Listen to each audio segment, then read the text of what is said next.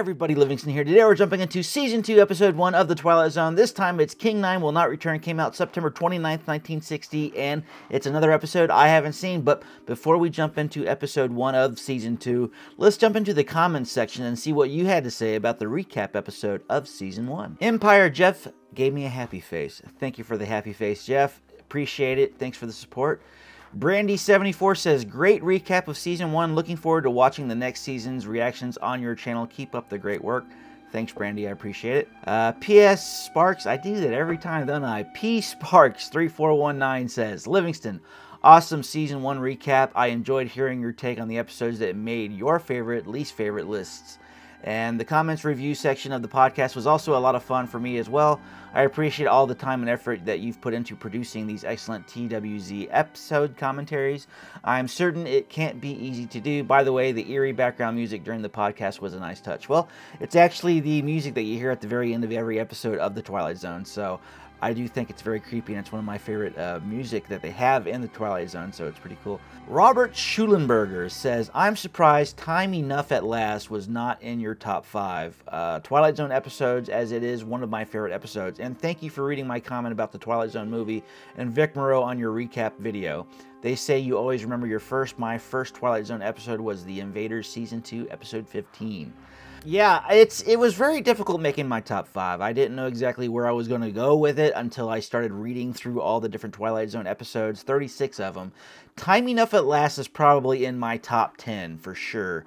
You know, and it was actually in contention to be in my top 5, but I ended up going with it in my top 10 instead. But yeah, it's a show that it's one of the few episodes that I did see in the Twilight Zone, so it always existed to me. I always knew about this episode, and it's a very well written one. I just went with the other ones because it just kind of hit me more so than Time Enough at Last. But thanks for the comment. I appreciate it. And yes, look for the Twilight Zone movie coming out pretty soon. I will be posting it. Empire Jeff says, Vegas Baby. Vegas Baby. I guess you're talking about the episode, what was it called?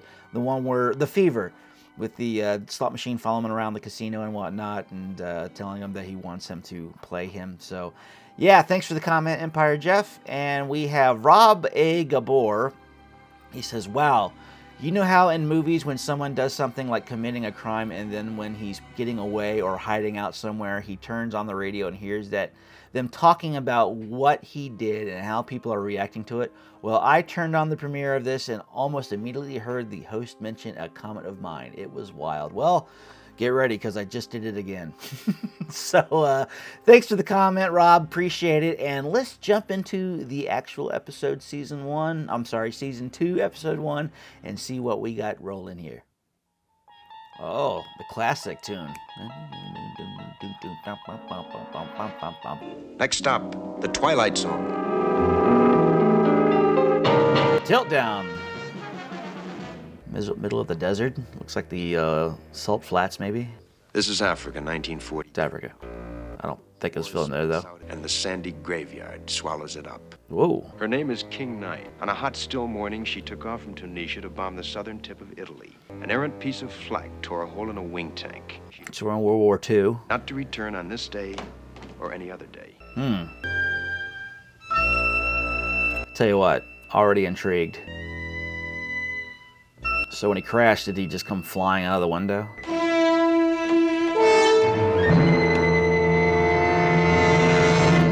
Okay.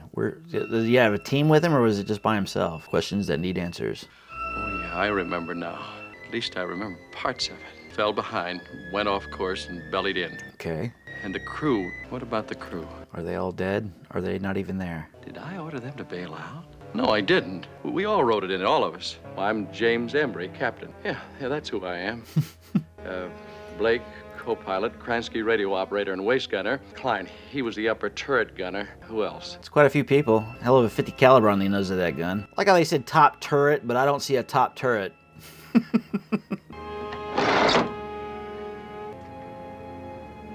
Oh, those don't work anymore. Blake? Blake? I feel like they'd have like a headrest or something on that. Plane looks way older than it probably should be. I think they just got a model plane. Not a model plane, but they got a old plane and just set it. Connors, Klein, No one's there. Jimenez, hey! We belted in, and I must have been thrown clear of the plane. Yeah, that's what happened. And how are you okay? Hey, I may have been out for hours. Hey, what about the others? Where are they? Not here. The chutes are still here. They couldn't be dead. And if they left the plane and started walking... Why would they leave him there? Klein, Kransky, Jimenez! He was thrown from the plane. Why isn't the window in the front broken? Like it was broken, but not to a point where somebody can just fly through it. Little things I pick up on. King 9 calling Firefly. Mayday, mayday. King 9 calling Firefly. Mayday, mayday. King 9 calling Firefly. Mayday, mayday. Come in, please. This is Rubber Ducky. Come on back to you, good buddy. I feel like he's dead. He just doesn't know it yet. Oh, easy now, easy now. Don't go off half-cocked. There are reasons. You always go full cocked. The crew is someplace, and I'm alone. There's logic for everything. I just have to keep it cool, that's all. In the Twilight Zone, there's not much logic. The main thing I gotta keep in mind is I'm responsible for this crew. I gotta get them out of this. But they're not there. I command this aircraft, and I'm in charge, and I'm responsible. Blake, is that you? Blake? If he has multiple people there, why is he only calling one guy's name? It's broke. Well, now that you realize that there is nobody here. Oh, there is. Look at that. There is a top turret. Canteen. It's Klein's water. Klein! You incredibly stupid jerk, you! You dropped your canteen! You're in the desert now, you idiot! You're gonna need water! So are you. So. Some crew I got here run around the... It's not funny, boys. Not funny. Don't waste water. Oh, hello. Blake! It's me, Embry, Blake! Blake! Okay. Not a clean fade, though. Camera's moving. They didn't have those control rigs that they have now, where your camera does the same movement on an electronic arm. Oh, come on, fellas. I'm responsible for you guys.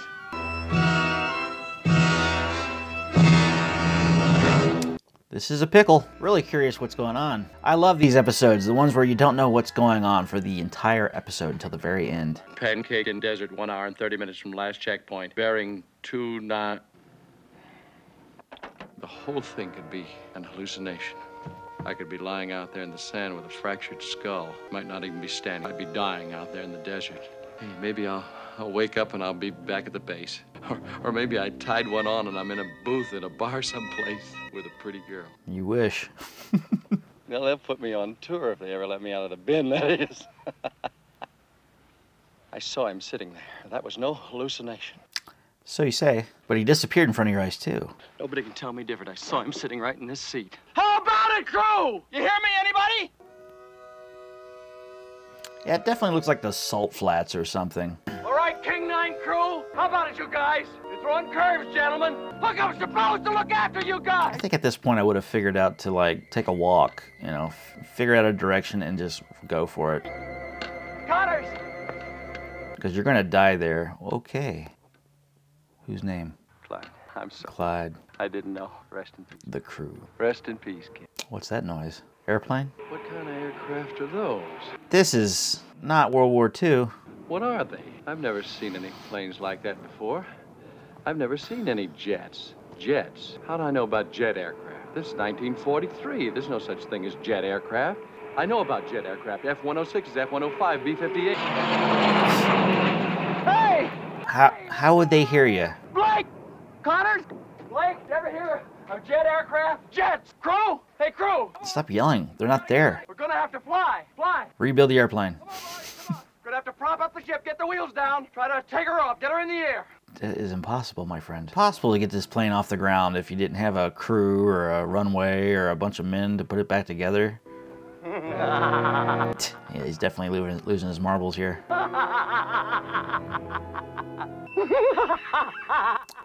I'm dead, or I'm knocked out, or I'm off in limbo someplace.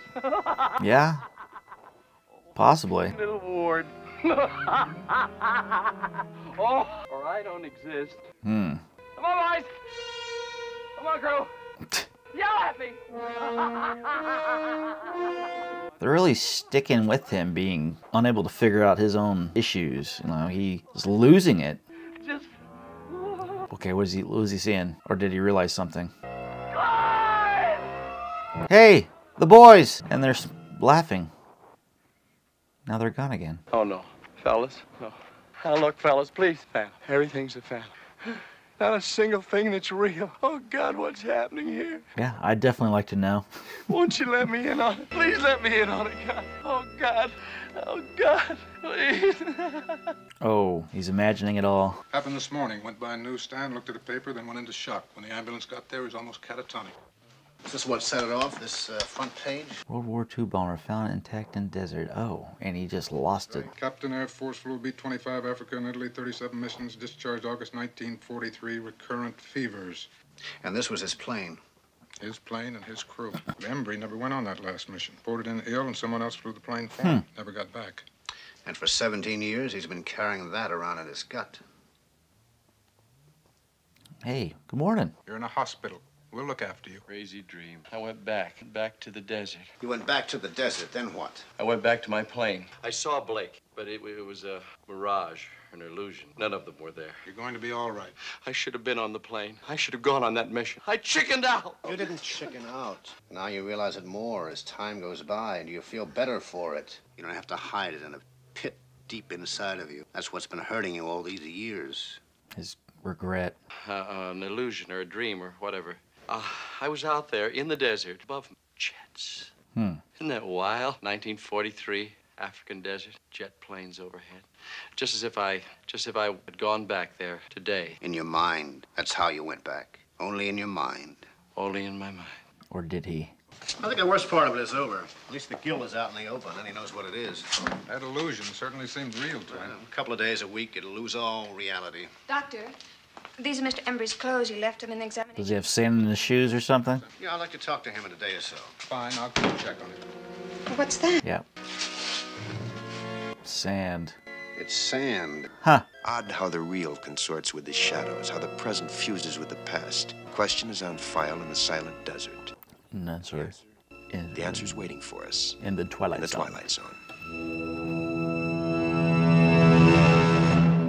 Wow.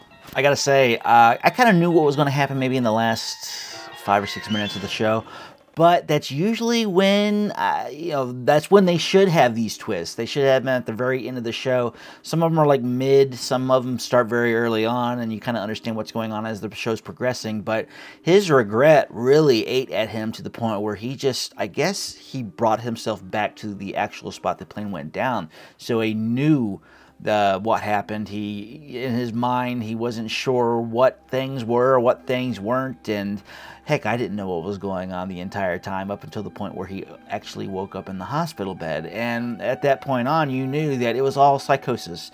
It was something that was taking place inside of his own mind, or so you thought till the sand came out of the shoes, which I did see happening and I did see coming. But yeah, it's crazy what regret can do to a person's mind and how it'll make you feel. I mean, it can really twist and turn you, but you kind of have to make it in your head that the past is the past and there's nothing you can do about it. And some people dwell to the point where it just breaks you.